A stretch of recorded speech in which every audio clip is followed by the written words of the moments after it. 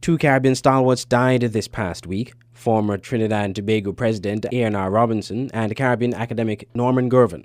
Mr. Robinson died Wednesday at the age of 87 after a prolonged illness.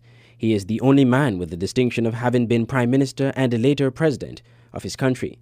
Many in Trinidad and Tobago regard him as a patriot because of his actions during the 1990 attempted coup by the Jamaat al-Muslimin group, according to veteran broadcaster Tony Frazier. However, while many are mourning the loss of the former head of state, former Prime Minister Bassio Panday continues to have harsh words for Mr. Robinson.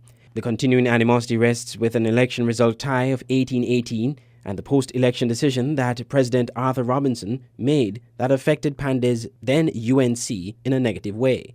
However, Mr. Panday concedes that A.N.R. Robinson made some very significant contributions, including having been instrumental in the establishment of the International Criminal Court. Caribbean academic Norman Girvan also passed away on Wednesday. The Trinidad-based Girvan had up until late last year been one of the very vocal regional voices condemning the Dominican Republic's constitutional ruling that made tens of thousands of mainly people of Haitian descent stateless. The prominent Caribbean academic was 72. The Jamaican-born Girvan, who earlier this year suffered a serious fall while in Dominica, died in Cuba.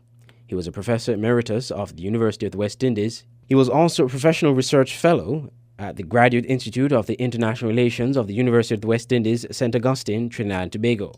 Professor Girvan was a former Secretary General of the Association of Caribbean States, Professor of Development Studies, and a Director of the Sir Arthur Lewis Institute of Social and Economic Studies at the University of the West Indies, and head of the National Planning Agency of the Government of Jamaica.